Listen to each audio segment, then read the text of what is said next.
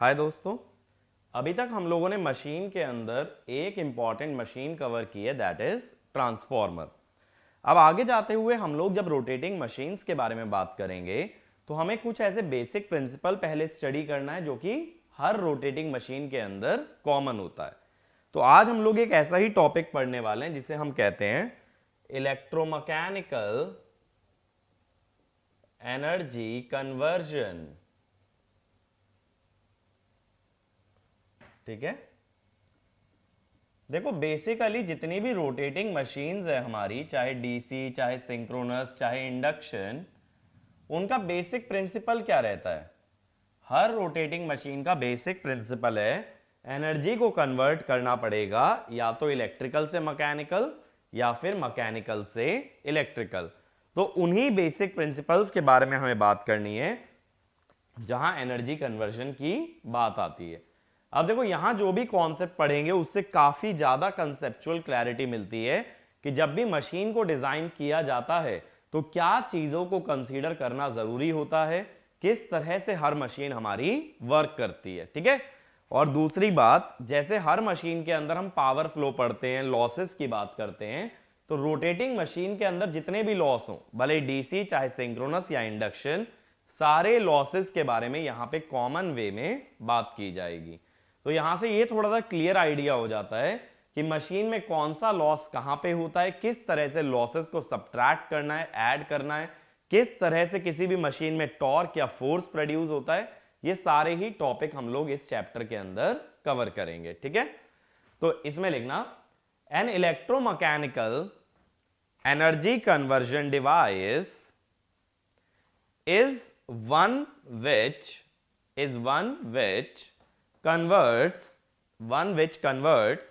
electrical energy to mechanical energy, electrical energy to mechanical energy और vice versa. तो हर जो device electrical से mechanical या मैकेनिकल से इलेक्ट्रिकल ले जाए उसी को बोलते हैं इलेक्ट्रोमैकेनिकल एनर्जी कन्वर्जन डिवाइस। ठीक है, अब देखो इसके अंदर अलग अलग तरह की कैटेगरीज आती हैं। कैटेगरीज किस बेसिस पे आती हैं कि डिवाइसेस के अंदर का जो मोशन है वो किस टाइप का है। जैसे कई डिवाइस ऐसी होती हैं जो लो पावर सिग्नल्स को प्रोसेस करती हैं, जैसे कि टेलीफोन रिसीवर, जैसे कि माइक। अब देखो ये जो मैं माइक यूज कर रहा हूं इसमें हो क्या रहा है, मेरा जो साउंड सिग्नल है, साउंड कैसे प्रोपोगेट करती है?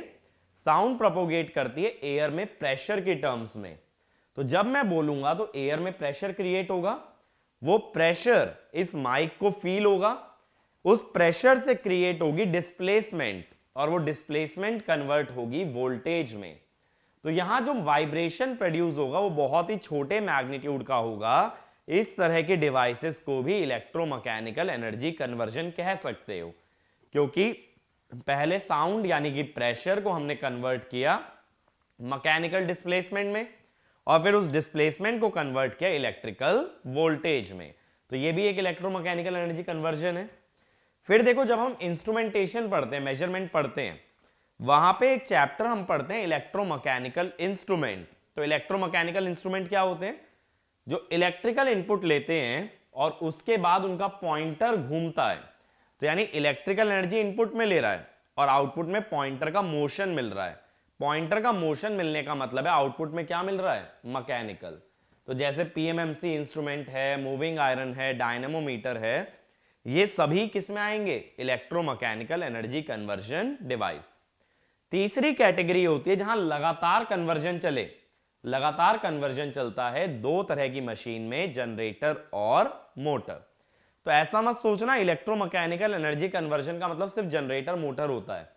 ये उससे भी कई ज्यादा जगह यूज किया जाता है। पहली बात जहां कम मोशन हो, दूसरी बात जहां लिमिटेड मोशन हो, और तीसरी बात जहां कंटिन्यूअस मोशन हो। तो इसमें लिखना devices possessing small motion and processing low energy signal such as telephone receiver, loud speaker, loud speaker and mic, loud speaker and mic, एक कैटेगरी तो ये हुई। अगला लिखो, फोर्स और टॉर्क प्रोड्यूसिंग डिवाइसेस, फोर्स और torque producing devices involving limited range of motion, involving limited range of motion, such as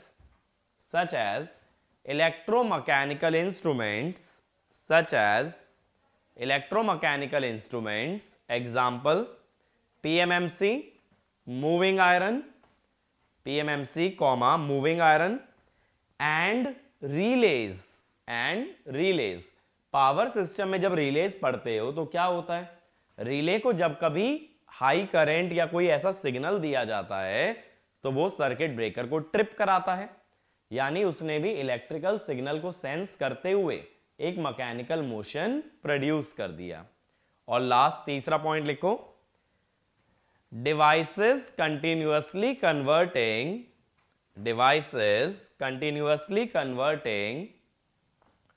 electrical to mechanical energy, electrical to mechanical energy, and mechanical to electrical, example generator and motor, example generator and motor। तो देखो जो पहली category है, जैसे loud speaker की बात करें तो लाउड स्पीकर में क्या होगा, जैसे मान लो ये अपना लाउड स्पीकर है, इधर से इलेक्ट्रिकल सिग्नल आया लाउड स्पीकर में,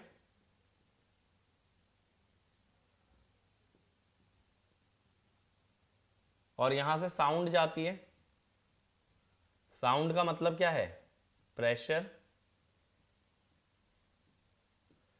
तो इसने क्या किया, एक इलेक्ट्रिकल सिग्नल को मैकेनिकल में कन्वर्ट कर दिया, लेकिन इसका जो मेम्ब्रेन है जिससे कि ये साउंड या प्रेशर प्रोड्यूस हो रहा है, यहां पे जो मेम्ब्रेन है ये बहुत स्मॉल मोशन करता है, ये बहुत ज्यादा मूव नहीं करेगा, बहुत हल्का हल्का वाइब्रेट करेगा साउंड प्रोड्यूस करने के लिए। फिर है हमारा इंस्ट्रूमेंट। अब इंस्ट्रूमेंट में देखो क्या होता है, कोई भी पॉइंटर जो है वो इनिशियल पोजीशन से फाइनल तक जा सकता है, तो उसका जो रेंज ऑफ मोशन होता है वो बहुत ही कम होता है, ठीक है। तो उसकी लिमिटेशन है कि वो कहां तक मूव कर सकता है, जिसके आगे वो नहीं जा पाएगा। ये हो गया। अब तीसरा है मोटर या जनरेटर। तो जैसे मोटर है तो उसमें जब तक इलेक्ट्रिकल इनपुट देते रहोगे, जब तक वो लगातार घूमती रहेगी, वो कहीं रुकेगी नहीं। जबकि इंस्ट्रूमेंट क्या होता है, एक पॉइंट से फाइनल तक ही जा सकता है, उसके आगे वो नहीं घूमेगा, और मोटर लगातार घूमेगी। तो इस तरह से हमने इलेक्ट्रोमैकेनिकल एनर्जी कन्वर्शन डिवाइसेस को 3 कैटेगरीज में डिवाइड किया है, ठीक है। ये बात क्लियर हुई। अब देखो क्या होता है, जब कभी इलेक्ट्रिकल से मैकेनिकल जाते हैं या मैकेनिकल से इलेक्ट्रिकल, तो बीच में कपलिंग मीडियम चाहिए होता है।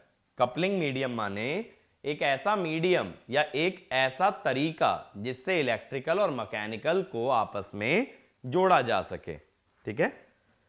तो हम बोलते हैं बीच में क्या रिक्वायर्ड है, एक कपलिंग मीडियम।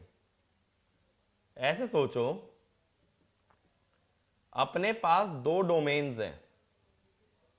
एक डोमेन है अपना इलेक्ट्रिकल, दूसरा डोमेन है अपना मैकेनिकल,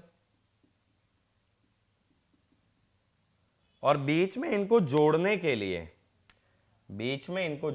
लिए हमें एक तीसरे मीडियम की जरूरत पड़ती है, जिसे हम कहते हैं कपलिंग मीडियम। यानी देखो, जब एनर्जी फ्लो करेगी इलेक्ट्रिकल से मैकेनिकल डोमेन में, तो बीच में जिस रीजन से पास होती है, या ऐसा मीडियम जो इलेक्ट्रिकल से मैकेनिकल या मैकेनिकल से इलेक्ट्रिकल एनर्जी जाने में मदद करे, जैसे इलेक्ट्रिकल से मैकेनिकल जा सकती है एनर्जी, या मैकेनिकल से इलेक्ट्रिकल, तो जो मीडियम इस प्रोसेस में हेल्प आउट करता है उसे कहते हैं कपलिंग मीडियम। अब देखो, कपलिंग मीडियम क्या होता है, अक्सर एक फील्ड होती है। फील्ड कैसी कैसी हो सकती है, देखो ग्रेविटेशनल फील्ड हो सकती है, इलेक्ट्रिक फील्ड हो सकती है, मैग्नेटिक फील्ड हो सकती है, इसी टाइप की फील्ड होती है ना।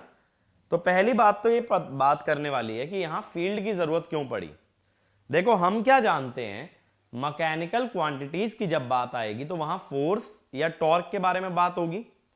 अब फोर्स या टॉर्क पैदा करने के लिए एक फील्ड की जरूरत हमें पड़ती है, ठीक है, एक फील्ड की हमें जरूरत पड़ती है जो कि फोर्स अप्लाई कर पाए, चाहे वो इलेक्ट्रिक फील्ड हो, चाहे वो मैग्नेटिक फील्ड हो, चाहे वो ग्रेविटेशनल फील्ड हो, because only such kind of fields are able to produce forces. अब भाई न्यूक्लियर फोर्स थोड़ी ना ले आओगे बीच में कि प्रोटॉन और न्यूट्रॉन के बीच में ही फोर्स होता है, उसका यूज कर लेते हैं, वो थोड़ी डे टू डे लाइफ में मशीन के अंदर यूज कर सकते हो, वो काफी डेंजरस है।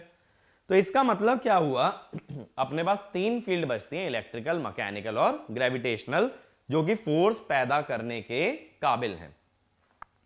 अब ये बात हमें समझ आती है कि फोर्स या टॉर्क बनाने के लिए फील्ड चाहिए, तो अगला क्वेश्चन ये रेज होता है इन तीन में से कौन सी फील्ड की बात करें या कौन सी फील्ड को चूज करें।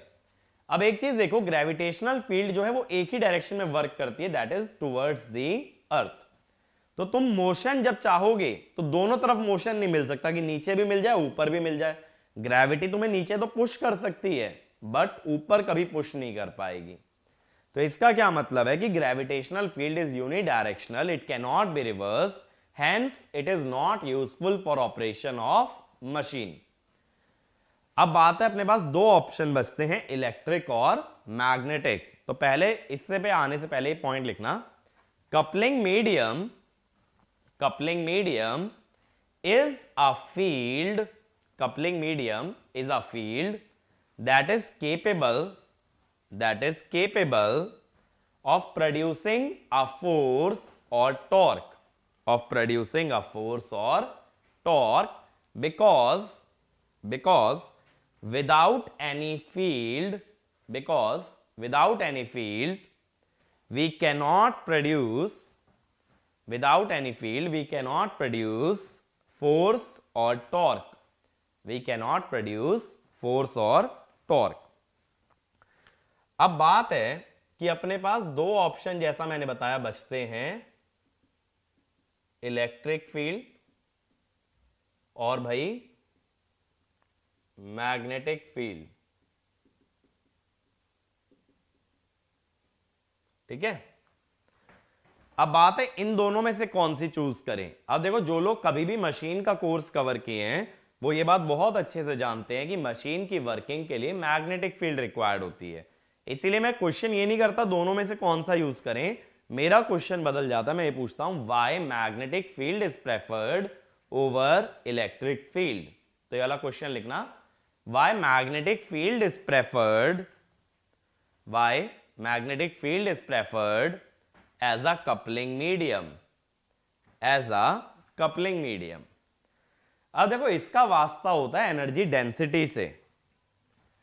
एनर्जी डेंसिटी की जब बात होती है तो एनर्जी डेंसिटी चीज क्या है, एनर्जी डेंसिटी है एनर्जी स्टोर्ड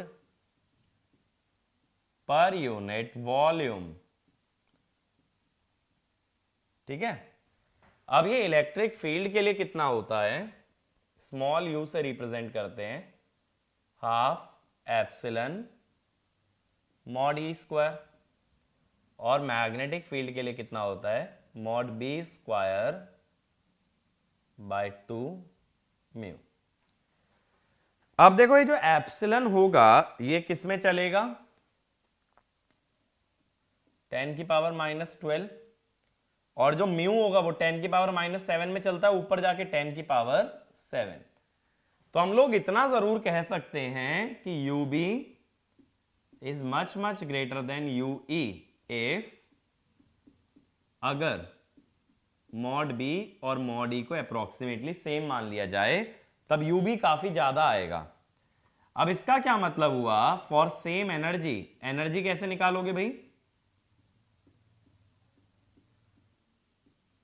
एनर्जी कैसे निकलेगी बताओ, ऊपर वाले फॉर्मूले से जो ब्लू में लिखा है, it is energy density into volume.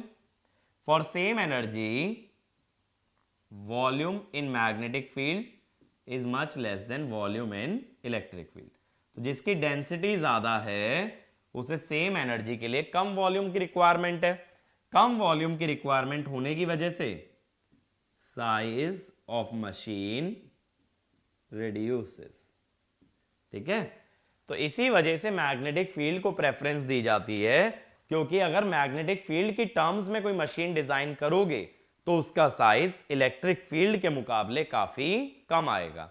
अगर इलेक्ट्रिक फील्ड का यूज करना चाहते हो तो सेम एनर्जी डेंसिटी के लिए मॉड ई की वैल्यू बहुत ज्यादा हाई लेनी पड़ेगी। ठीक है, तो ये वाला पॉइंट लिखना, magnetic field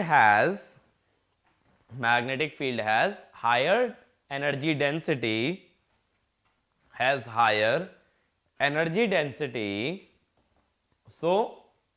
so size of machine required is reduced. ठीक है, next point, in order to use electric field as a coupling medium, a high value of electric field is required.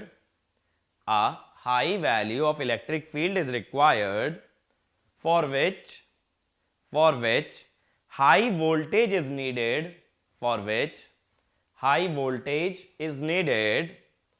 which is present in electrostatic instrument. देखो क्या होता है, अगर एक capacitor का example लो तो अपने पास दो प्लेट्स होती हैं, इनके बीच में अपना डाइलेक्ट्रिक प्रेजेंट रहता है। ठीक है, अब मान लो प्लेट्स के बीच का डिस्टेंस है d और इसके अक्रॉस वोल्टेज है V, तो जो इलेक्ट्रिक फील्ड बनेगी वो क्या बनेगी, V बाई डी, यानी जो एनर्जी डेंसिटी है वो कितनी हो गई, half epsilon mod V square by D square. यही हुई ना। इसका मतलब क्या है, अगर तुम्हें ये वैल्यू U की वैल्यू हाई चाहिए तो हाई वोल्टेज की जरूरत है, तो इलेक्ट्रिक फील्ड का यूज तभी कर सकते हो जब बहुत हाई वोल्टेज पे काम करने वाले हो। तो इलेक्ट्रोस्टैटिक मीटर या इलेक्ट्रोस्टैटिक वोल्ट मीटर, ये ऐसे वोल्ट मीटर होते हैं जो बहुत ही हाई वोल्टेज को मेजर करते हैं। ठीक है, इसीलिए मशीन में जब कोई रीडिंग लेनी हो, मशीन की वोल्टेज हाई होती है ना, तो इसी तरह का इंस्ट्रूमेंट यूज किया जाता है, that is electrostatic volt meter. बात क्लियर है। अब मान लो 11 केवी की तुम्हारी मशीन है, 11 केवी की मशीन की वोल्टेज तुम मूविंग आयरन, इलेक्ट्रोडायनमोमीटर, इन सब से मेजर डायरेक्टली नहीं कर पाओगे, तो वहां बेनिफिट किससे मिल सकता है, अगर हम यूज करें इलेक्ट्रोस्टैटिक वोल्ट मीटर। या फिर अगर डायरेक्ट मेजर नहीं करना तो पहले उस वोल्टेज को स्टेप डाउन कर लो, फिर कोई भी मीटर उसकी रीडिंग दे सकता है, या तो ऐसा कर लो। अदरवाइज डायरेक्ट करने के लिए हाई वोल्टेज वाला इंस्ट्रूमेंट चाहिए और वो काम करता है इलेक्ट्रिक फील्ड पे। तो ऐसा मत सोचना इलेक्ट्रिक फील्ड कहीं भी काम नहीं आती। सही बात है कि मशीन के अंदर मैग्नेटिक फील्ड का यूज होगा, बट इलेक्ट्रिक फील्ड का यूज होता है इलेक्ट्रोस्टैटिक वोल्ट मीटर के अंदर, and that is also electromechanical energy conversion device. ठीक है, अब ये तो हुई बेसिक बात कि हम लोग कपलिंग मीडियम का यूज कर रहे हैं, हमारे पास दो डोमेन है इलेक्ट्रिकल और मैकेनिकल जिनके बीच में एनर्जी फ्लो करती है। अब हम लोग अपना मेन टॉपिक स्टार्ट करते हैं। सबसे पहले लिखना principle of energy conversion, principle of energy conversion. अब देखो क्या होता है, कई बार हमें ये मिसकंसेप्शन रहता है कि जनरेटर एनर्जी जनरेट कर रहा है या एनर्जी डिलीवर कर रहा है और मोटर एनर्जी एब्जॉर्ब कर रही है। तो देखो ये मिसकंसेप्शन एकदम गलत है। ऐसा इसलिए क्योंकि जनरेटर कभी भी एनर्जी जनरेट नहीं करता, जनरेटर इलेक्ट्रिकल एनर्जी जनरेट करता है। अब लगे यार ये तो छोटी सी बात है, आम बात है, तो ये बात इतनी आम नहीं है। ऐसा इसलिए जनरेटर सिर्फ इलेक्ट्रिकल एनर्जी जनरेट करता है, और वो किससे करता है, मैकेनिकल एनर्जी से। तो तुम ये नहीं कहोगे एनर्जी जनरेट हो रही है, तुम कहोगे एनर्जी कन्वर्ट हो रही है मैकेनिकल से इलेक्ट्रिकल। सेम वे में मोटर एनर्जी एब्जॉर्ब नहीं कर रही, इलेक्ट्रिकल एनर्जी एब्जॉर्ब कर रही है और डिलीवर क्या कर रही है, मैकेनिकल। तो motor converts electrical energy to mechanical energy. कोई भी सिस्टम ऐसा नहीं है जो एनर्जी जनरेट कर पाए, क्योंकि energy can neither be created nor be destroyed, it can only be transformed from one form to another. अब दिमाग में क्वेश्चन आएगा भाई रेजिस्टेंस, रेजिस्टेंस तो एनर्जी खा जाता है, वो तो डिलीवर करता नहीं। रेजिस्टेंस एनर्जी डिलीवर करता है लेकिन हीट की फॉर्म में, तो इलेक्ट्रिकल एनर्जी लेता है और किस में कन्वर्ट कर देता है, हीट में। ठीक है, ऐसे ही कैपेसिटर इलेक्ट्रिकल एनर्जी लेता है और उसको इलेक्ट्रिक फील्ड में कन्वर्ट कर देता है। ऐसे इंडक्टर इलेक्ट्रिकल एनर्जी लेता है, उसे मैग्नेटिक फील्ड में कन्वर्ट कर देता है। तो हर डिवाइस सिर्फ एनर्जी को कन्वर्ट कर सकती है, कभी भी एनर्जी को डिलीवर नहीं कर सकती। अब अगर ऐसा सोचो भाई, जो हमारे एम्पलीफायर्स होते हैं, एम्पलीफायर तो एम्पलीफाई करते हैं, सिग्नल की एनर्जी बढ़ाते हैं, ये भी चीज गलत है। एम्पलीफायर्स सब पावर सप्लाई से एनर्जी लेके सिग्नल को दे देते हैं, अगेन वो एनर्जी को कन्वर्ट कर रहे हैं। एनर्जी कोई भी डिवाइस जनरेट नहीं कर सकती। तो इसमें लिखना बेसिक सा principle, energy can neither be created, energy can neither be created nor be destroyed, nor be destroyed, but it can only be converted, from one form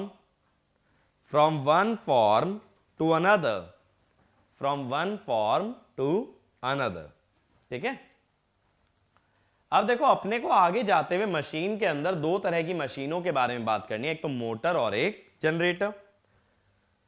अब सबसे पहले अगर बात करें मोटर, मोटर क्या करती है, मोटर कन्वर्ट करती है इलेक्ट्रिकल एनर्जी को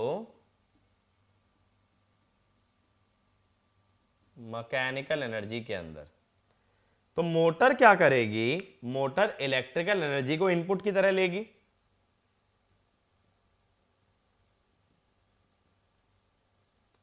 ठीक है,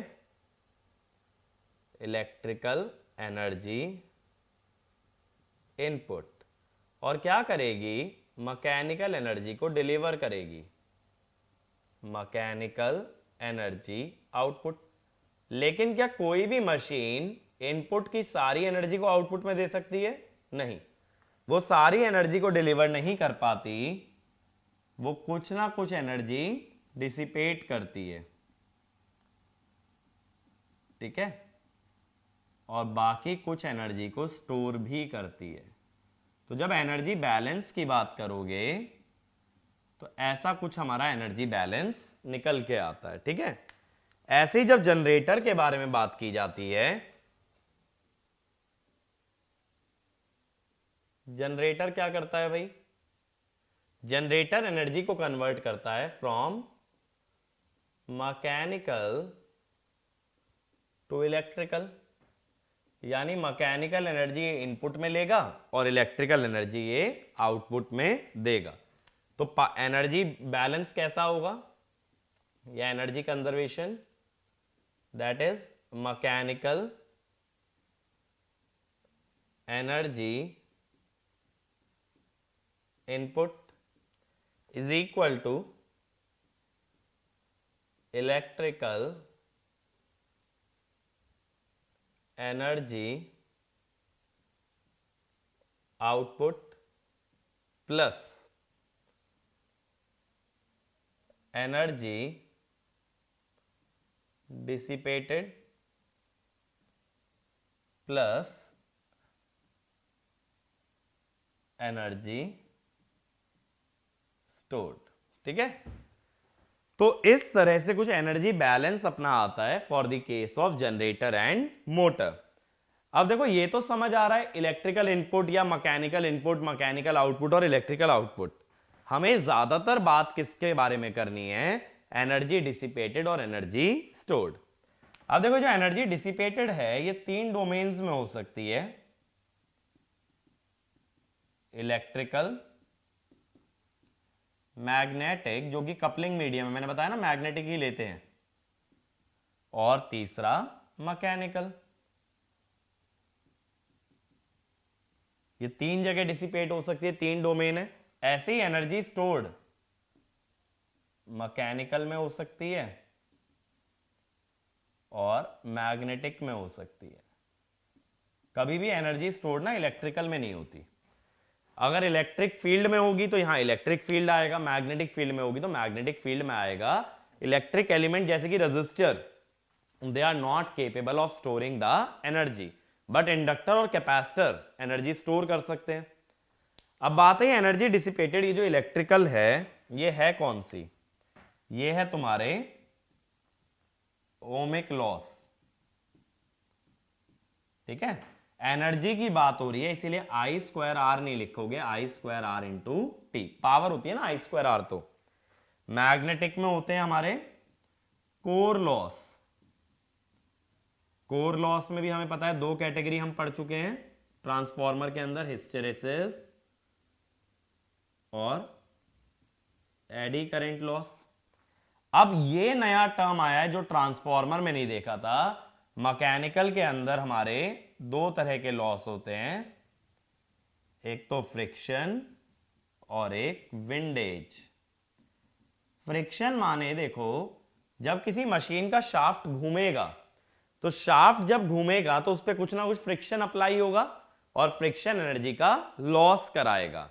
ऐसे ही जब शाफ्ट घूमता है तो उस पर एयर जो होती है, जो चारों तरफ की सराउंडिंग है, वो भी उसके मोशन को अपोज करती है। एयर का भी फ्रिक्शन लगता है जिसे ड्रैग भी बोलते हैं और उस लॉस को बोलते हैं विंडेज लॉस। तो विंडेज लॉस किसकी वजह से है? जो एयर ड्रैग लगा रही है। और फ्रिक्शन किसकी वजह से आता है? जो बॉल बियरिंग्स हमारे होते हैं। ऐसे ही मैकेनिकल में जो एनर्जी स्टोर्ड होती है वो होती है काइनेटिक एनर्जी, ठीक है। क्योंकि जब कोई सिस्टम घूम रहा है या जब कोई शाफ्ट घूम रहा है तो कुछ ना कुछ एनर्जी होगी। लीनियर मोशन में हाफ mv स्क्वायर और एंगुलर मोशन में हाफ जे ओमेगा स्क्वायर। जे होता है मोमेंट ऑफ इनर्शिया। मैंने पहले ही बताया था मोमेंट ऑफ इनर्शिया को आई से रिप्रेजेंट नहीं करते हैं क्योंकि आई होता है हमारा करंट। अब मैग्नेटिक में जो एनर्जी स्टोर्ड होती है वो जैसे कि हाफ एल आई स्क्वायर। ये एनर्जी तो मैग्नेटिज्म में भी स्टोर होती है ना। तो ये सारे कंपोनेंट होते हैं जब हम एनर्जी बैलेंस की बात करते हैं। अब देखो बहुत बार क्या होता है कि अब ये लग रहा होगा, ये थोड़ा नई सी बात लग रही होगी जिन्होंने ऑलरेडी मशीन पढ़ा भी है, तब भी ये चीज इतनी जल्दी ग्रास्प नहीं कर पाते क्योंकि मशीन में ज्यादातर जब हम पढ़ते हैं तो हम पावर बैलेंस की बात करते हैं। पावर क्या होती है? Derivative of energy. तो पावर जब डेरिवेटिव ऑफ एनर्जी होती है तो उसमें कभी भी एनर्जी स्टोर्ड वाला टर्म नहीं आता क्योंकि स्टोर्ड एनर्जी को कांस्टेंट मान लेते हैं। स्टोर्ड एनर्जी को जब कांस्टेंट माना जाता है तो उसका डेरिवेटिव क्या बनेगा? 0। बात को समझो, इसी इक्वेशन को अगर पावर में लाना है तो डिफरेंशिएट करना पड़ेगा। डिफरेंशिएट करते टाइम स्टोर्ड एनर्जी को कांस्टेंट मानते हैं कि ये नहीं बदल रही है तो उसका डेरिवेटिव हो जाता है 0। तब इक्वेशन क्या बनती है? Power input equal to power output plus power dissipated, ठीक है। एनर्जी में स्टोरेज वाली टर्म भी आती है और पावर में स्टोरेज वाली टर्म नहीं आती। तो ये वाला पॉइंट लिखना। In power balance we do not consider energy stored because stored energy is assumed to be constant. Stored energy is assumed to be constant and hence its derivative is 0. Derivative is 0, which means power stored is 0. Power stored is 0. ठीक है, ये मेरी बात clear हुई? ये सारी term clear है ना? अब देखो, अब आगे चलते हैं। अब आगे जो है ना, इस चैप्टर के अंदर हम जनरेटर के बारे में ज्यादा बात नहीं करेंगे, ज्यादा बातें हमारी मोटर से ही रिलेटेड होंगी, क्योंकि ऐसी डिवाइसेस हमारे पास ज्यादा होती हैं जो इलेक्ट्रिकल से मैकेनिकल लेके जाती हैं, rather than mechanical to electrical. ऐसे एग्जाम्पल की अगर बात करें, रिले की बात कर लो, रिले भी क्या करता है, इलेक्ट्रिकल टू मैकेनिकल। अब देखो इसको मैं इक्वेशन को कैसे लिखता हूं, एनर्जी को मैं W लिखता हूं, W माने वर्क डन, WEI यानी electrical input, MO mechanical output, energy dissipated में क्या क्या आ रहा था भाई, ओमिक, फिर कोर, फिर फ्रिक्शन प्लस विंडेज, और एनर्जी स्टोर्ड में WMS और WFS। MS माने मैकेनिकल स्टोर्ड, FS माने फील्ड में जो स्टोर हुई, तो यही एनर्जी बैलेंस बन रहा है। अब इसमें इलेक्ट्रिकल की टर्म्स को लेफ्ट हैंड साइड ले लो, इलेक्ट्रिकल की दो टर्म्स हैं, WEI माइनस W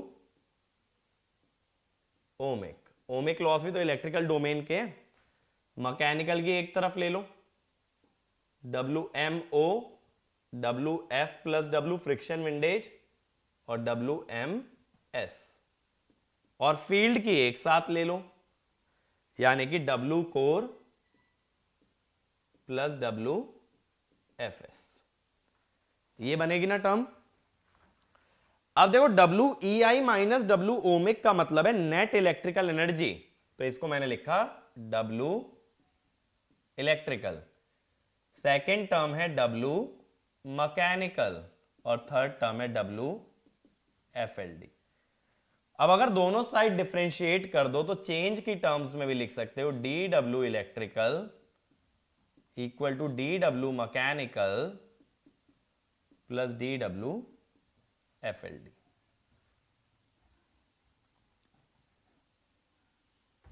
ठीक है।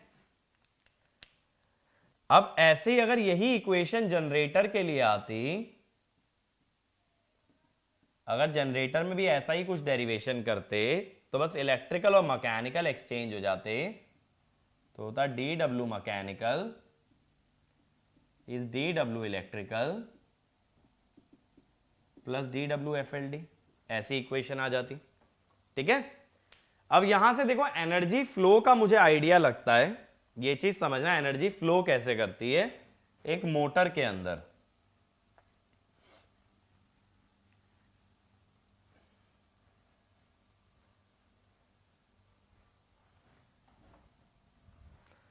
सबसे पहले क्या होता है, इलेक्ट्रिकल एनर्जी इनपुट में आती है,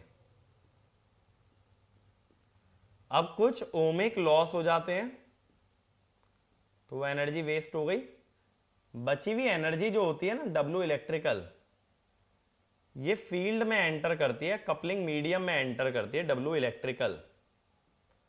अब फील्ड इसमें से कुछ एनर्जी तो डिसिपेट करा देती है और कुछ एनर्जी अपने अंदर स्टोर कर लेती है, WFS इतनी स्टोर कर ली, बची हुई एनर्जी बाहर देती है W मैकेनिकल। अब इसमें से कुछ एनर्जी हमारी फिर डिसिपेट हो जाती है, that is friction plus windage, कुछ एनर्जी स्टोर हो जाती है WMS, बची हुई एनर्जी फिर हमें बाहर मिलती है WMO। ठीक है। तो इस तरह से कुछ एनर्जी कन्वर्जन चल रहा है। पहले इलेक्ट्रिकल डोमेन है ये हमारा, ये वाला हमारा क्या है, ये है इलेक्ट्रिकल डोमेन, और ये क्या है हमारा मैकेनिकल डोमेन। तो पहले इलेक्ट्रिकल डोमेन में इलेक्ट्रिकल वाला लॉस आया ओमिक, फिर मैग्नेटिज्म में गए, वहां कोर वाला लॉस आया, फिर मैकेनिकल में गए, वहां फ्रिक्शन विंडेज वाला लॉस आया। सेम वे में अगर यहीं पे हमारा जनरेटर होता तो देखो क्या होता, थोड़ा सा ना कॉमन सेंस से समझने की कोशिश करो एनर्जी का फ्लो। अगर यहीं एक जनरेटर होता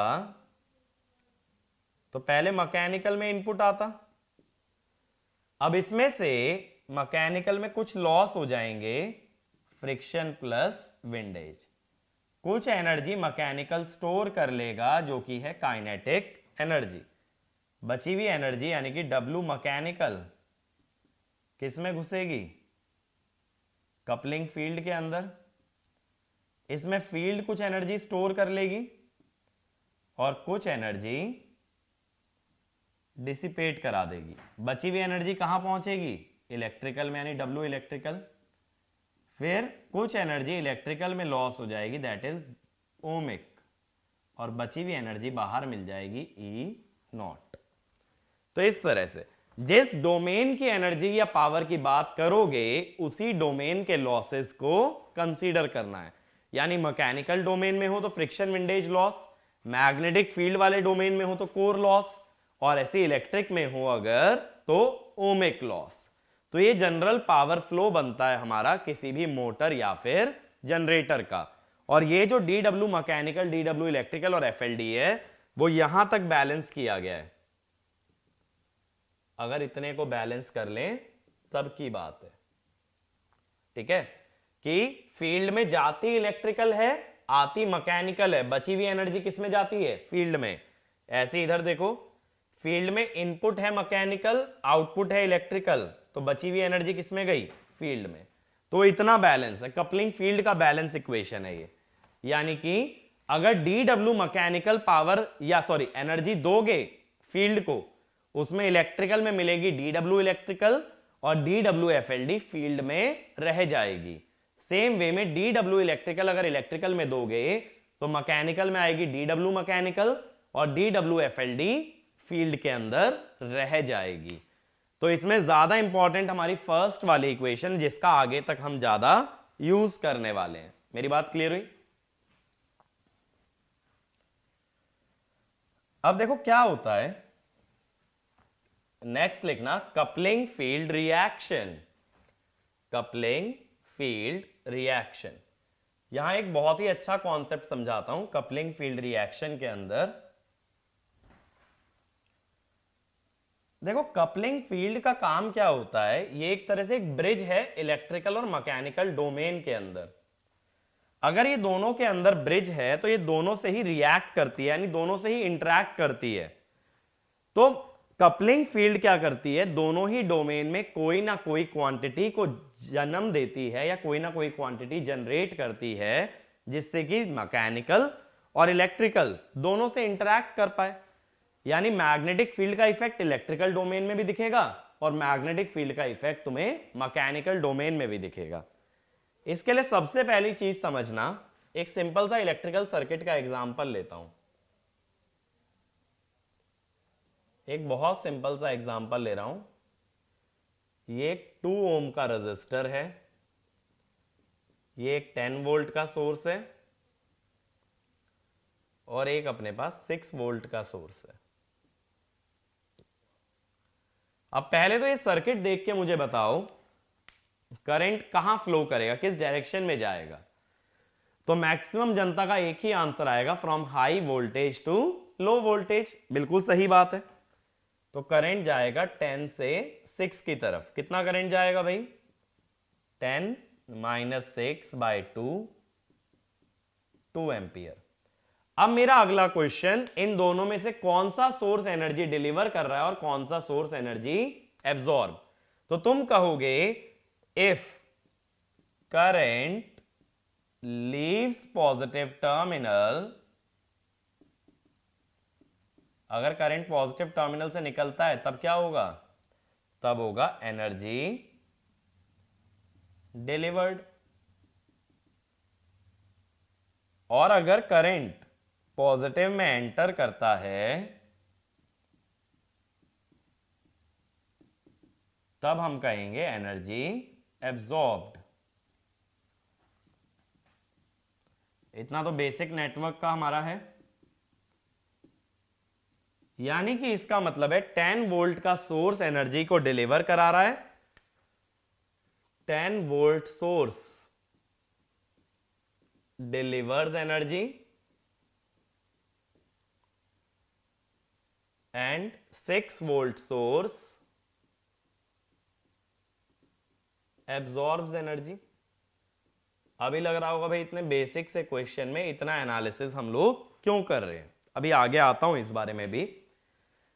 अब देखो 10 वोल्ट सोर्स मुझे बताओ करंट फ्लो को सपोर्ट कर रहा है या अपोज कर रहा है। ध्यान से देखो, सर्किट 10 वोल्ट का सोर्स करंट फ्लो करने में मदद कर रहा है या उसे रोक रहा है। इस इक्वेशन से भी देख सकते हो करंट 10 की वजह से फ्लो हो रहा है और 6 की वजह से अपोज हो रहा है। यानी 10 volt source supports current, 6 volt source opposes current. मेरी बात क्लियर हुई? अब जनरलाइज इसे मैं करता हूं, जो भी सोर्स करंट को सपोर्ट करे वो एनर्जी डिलीवर करेगा, जो भी सोर्स करंट को अपोज करे वो एनर्जी एब्जॉर्ब करेगा। तो ये वाला पॉइंट लिखना, in electrical domain the source supporting the flow of current, the source supporting the flow of current delivers energy,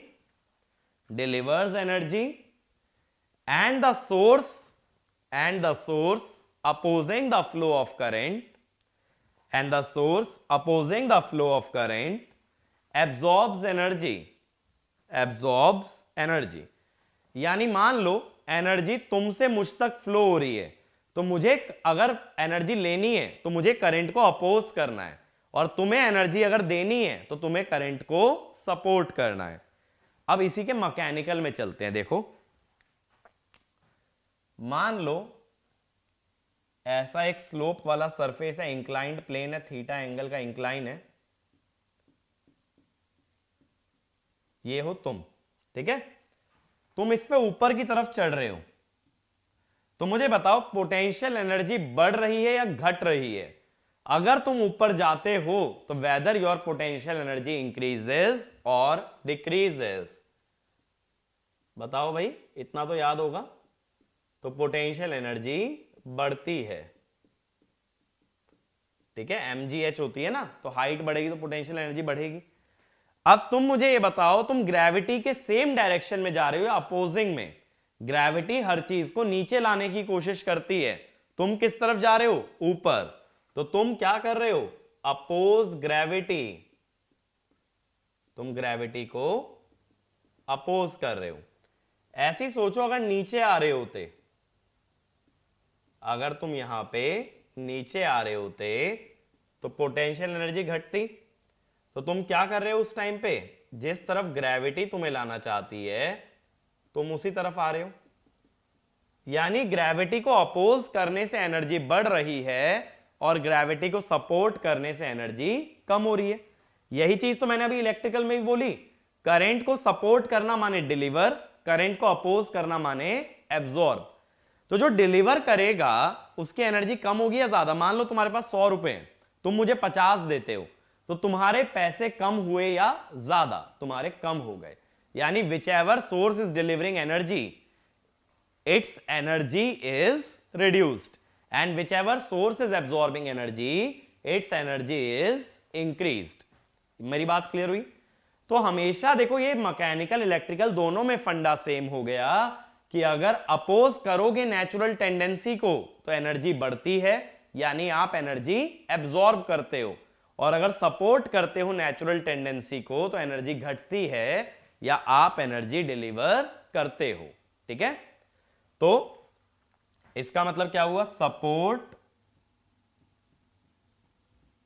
तो एनर्जी डिलीवर्ड और अपोज माने एनर्जी एब्सॉर्ब्ड। ये बेसिक प्रिंसिपल क्लियर हुआ? अब बात है इसका हमारे मशीन के ऑपरेशन से क्या लेना देना। देखो, अब दो तरह की मशीन मैं पढ़ने वाला हूं, एक जनरेटर और एक मोटर। और जैसा मैंने बोला, जो तुम्हारी कपलिंग फील्ड है उसको क्या करना है? उसको इलेक्ट्रिकल और मैकेनिकल दोनों से ही रिएक्ट करना है। तो ये वाला भी एक पॉइंट लिख लो। The coupling field interacts with both electrical and mechanical domain to allow the transfer of energy। अब देखो, अगर मोटर की बात करें, पहले मोटर में इनपुट साइड क्या होगा? इलेक्ट्रिकल। ये हमारी फील्ड है,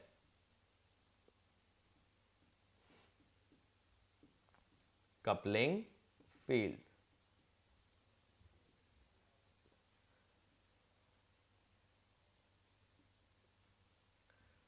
ठीक है, अब देखो यहां मैंने वोल्टेज लगाई V I R। मोटर का पर्पस होता है इलेक्ट्रिकल से मैकेनिकल एनर्जी का फ्लो। तो इसका मतलब कपलिंग फील्ड इलेक्ट्रिकल से एनर्जी ले ले और मैकेनिकल को एनर्जी दे दे। मेरी बात समझ आ रही है? अगर इलेक्ट्रिकल से मैकेनिकल एनर्जी को जाना है, ठीक है, जैसे मान लो सपोज कि मुझे दिल्ली से गाजियाबाद जाना है, तो एक ट्रेन जो है वो कपलिंग मीडियम का काम कर रही है, तो वो मुझे दिल्ली से ले ले और मुझे गाजियाबाद पे छोड़ दे। सेम वे में कपलिंग फील्ड जो है एनर्जी को फ्लो करा रही है, तो इलेक्ट्रिकल से लेके मैकेनिकल को दे दे। बात समझ आ रही है? तो इधर से एब्जॉर्ब करना है और इधर से डिलीवर करना है। अब एब्जॉर्ब का मतलब है अपोज करना। अपोज कैसे करेगी? जब यहां एक वोल्टेज जनरेट कर दे ईबी। ईबी को कहते हैं बैक ईएमएफ। बात समझ आ रही है? अब देखो करंट पॉजिटिव में एंटर कर रहा है तो ये एब्जॉर्ब कर रही है, तो यानी इसने इलेक्ट्रिकल से एनर्जी ले ली। मैकेनिकल में डिलीवर करनी है। मान लो ये शाफ्ट ऐसे घूम रहा है ओमेगा, तो मैकेनिकल में डिलीवर करने के लिए जो टॉर्क बनाएगी वो सेम डायरेक्शन में बनाएगी, क्योंकि जब तुम सपोर्ट करते हो किसी मोशन को तो तुम एनर्जी क्या करते हो? डिलीवर। मैकेनिकल में एनर्जी डिलीवर करनी थी तो मोशन को क्या करना पड़ेगा? सपोर्ट। तो टी डेवलप क्या होता है? It is called as developed torque. मेरी बात समझ आ रही है? इलेक्ट्रिकल से एब्जॉर्ब करनी है तो अपोज कर रही है in terms of back EMF, mechanical को डिलीवर करनी है तो सपोर्ट कर रही है in terms of developed torque. अब मैकेनिकल डोमेन में देखो जो भी लोड लगा होगा यहां से, लोड मोटर से एनर्जी लेगा। लोड अगर मोटर से एनर्जी लेगा, एनर्जी लेने के लिए, एब्जॉर्ब करने के लिए अपोज करना जरूरी है, तो लोड जो टॉर्क लगाएगा वो रोटेशन से उल्टा लगाएगा। बात क्लियर हुई? लोड को एनर्जी लेनी है तो load torque should oppose the rotation. तो इसमें लिखना in motor coupling field absorbs energy from electrical coupling field absorbs energy from electrical in terms of back EMF and delivers energy to mechanical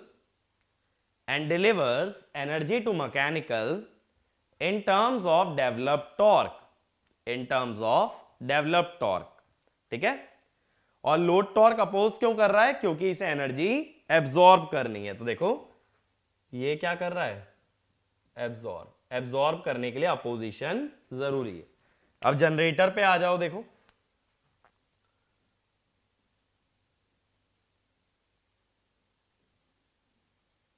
generator में जो energy flow करती है वो कहां से कहां फ्लो करती है भाई? मैकेनिकल से इलेक्ट्रिकल। अब देखो सबसे पहले मैकेनिकल में होगा जनरेटर के लिए एक प्राइम मूवर। प्राइम मूवर क्या होता है ना? एक टरबाइन हो सकती है, एक मोटर हो सकती है, जो जनरेटर के शाफ्ट को घुमाने का काम करेगा। अब ये शाफ्ट आ गया हमारा। अब यहां होगी एक कपलिंग फील्ड।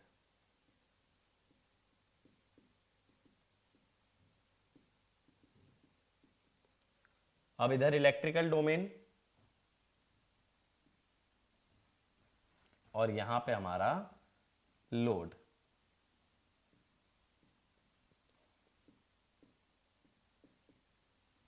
अब देखो समझो, हमें इलेक्ट्रिकल एनर्जी लेनी है मैकेनिकल से इलेक्ट्रिकल, तो मैकेनिकल में क्या करनी है?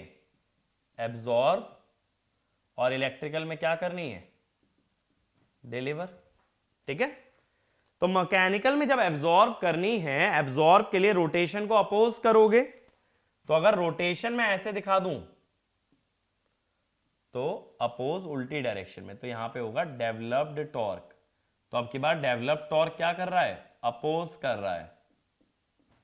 ठीक है, इलेक्ट्रिकल में एनर्जी डिलीवर करनी है, डिलीवर के लिए सपोर्ट करने के लिए करंट पॉजिटिव से निकलना चाहिए। तो ये हुआ ईजी कहलाता है जनरेटेड ईएमएफ।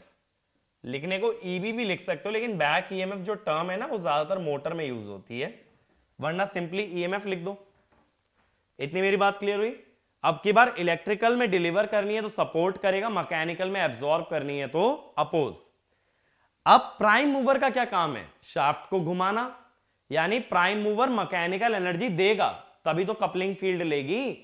भाई कपलिंग फील्ड एनर्जी कहां से ले रही है, वो ले रही है प्राइम मूवर से। तो प्राइम मूवर को अगर एनर्जी डिलीवर करनी है तो इसे रोटेशन को सपोर्ट करना पड़ेगा। तो यहां आ जाता है प्राइम मूवर टॉर्क, ये रोटेशन के पैरेलल बनता है। ऐसे ही जब इलेक्ट्रिकल में एनर्जी डिलीवर हो रही है तो लोड तो एब्जॉर्ब करेगा। लोड एब्जॉर्ब कैसे करेगा, by opposing the flow of current. तो यहां आ जाएगा V। तो लोड के पॉजिटिव टर्मिनल में करंट एंटर होगा, लोड एनर्जी को एब्जॉर्ब करेगा। अब देखो क्या हो रहा है, प्राइम मूवर डिलीवर कर रहा है, कपलिंग फील्ड एब्जॉर्ब कर ले रही है, फिर वो इलेक्ट्रिकल में डिलीवर करती है और लोड एब्जॉर्ब कर लेता है। तो ओवरऑल एनर्जी कहां गई, प्राइम मूवर से लोड, और इधर कहां गई, इलेक्ट्रिकल सप्लाई से मैकेनिकल लोड के अंदर। ठीक है, अब देखो ये जो प्रिंसिपल्स हैं अभी काफी जेनेरिक लग रहे हैं, लेकिन यहां पे ना बहुत सारे कॉन्सेप्ट छुपे हैं। अब कपलिंग फील्ड देखो बेसिकली कर क्या रही है, वो दो क्वांटिटीज जनरेट कर रही है, इलेक्ट्रिकल में एक ईएमएफ और मैकेनिकल में एक टॉर्क। तो एक पॉइंट ये लिखो, coupling field produces EMF in electrical domain, EMF in electrical domain and torque in mechanical domain, Next point, in motor developed torque supports rotation, while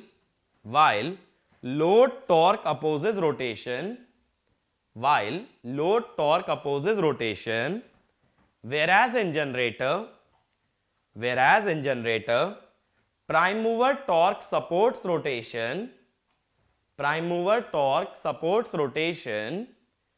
and developed torque opposes rotation, ठीक है। तो ये basic concepts याद रखना, कभी भूल भी जाओ तो बस इतना याद रखना, सपोर्ट करने से एनर्जी डिलीवर होती है और अपोज करने से एब्जॉर्ब। तो जब मैकेनिकल से लेनी है तो एब्जॉर्ब करोगे, इलेक्ट्रिकल को देनी है तो सपोर्ट, इलेक्ट्रिकल से लेनी है तो इलेक्ट्रिकल में अपोज, मैकेनिकल को देनी है तो मैकेनिकल में सपोर्ट। आगे चल के जब एक एक मशीन के अंदर कंस्ट्रक्शन वर्किंग की बात करेंगे ना, तब मैं ये प्रूव भी करूंगा तुम्हें कि मोटर में डेवलप्ड टॉर्क और स्पीड पैरेलल होते हैं, जनरेटर में डेवलप्ड टॉर्क और स्पीड एंटी पैरेलल होते हैं। ठीक है, तो इतनी बातें क्लियर हैं। तो ये बेसिक कॉन्सेप्ट्स होते हैं जो हमारे एक जनरेटर और मोटर की वर्किंग से रिलेटेड होते हैं। अब देखो मैंने क्या बोला, आगे जाते हुए हम ज्यादातर बातें मोटर के बारे में ही करेंगे, क्योंकि जितने भी रिलेज हैं वो भी मोटर के प्रिंसिपल पे ही काम करते हैं, एनर्जी ले जाते हैं इलेक्ट्रिकल से मैकेनिकल। तो अब मैं आगे क्या बात करने वाला हूं कि रिलेज होते हैं जो इलेक्ट्रोमैग्नेटिक सिस्टम होते हैं, वो कितना फोर्स या टॉर्क प्रोड्यूस कर सकते हैं। तो आगे की सारी बातें हमारी वर्क डन और फोर्स से रिलेटेड रहेंगी। ठीक है, लेकिन वो सभी बातें हम लोग करेंगे नेक्स्ट वीडियो के अंदर। अभी जितना हमने इस वीडियो के अंदर कवर किया, एक बार इसको महसूस करने की कोशिश करो, थोड़ा सा इसमें कॉमन सेंस बनाने की कोशिश करो, क्योंकि ये सब चीजें अगर कॉमन सेंस में आ गई ना तो मशीन की बहुत सारी चीजें आसान लगने लगेंगी। ये अभी मैंने तुम्हें सिर्फ लॉजिक बताया है, ठीक है, बिल्कुल लॉजिकली वे में एक्सप्लेन किया है कि जनरेटर और मोटर में टॉर्क और ईएमएफ कैसे काम करते हैं। तो अब हमें यह भी समझ आ गया कपलिंग मीडियम का काम क्या है, इलेक्ट्रिकल में वोल्टेज प्रोड्यूस करना और मैकेनिकल में टॉर्क। ठीक है, और वो किसकी मदद से करने वाले हो? Magnetic field. ठीक है, तो मिलते हैं नेक्स्ट लेक्चर में फोर्स और टॉर्क की बातें लेकर के। Thank you.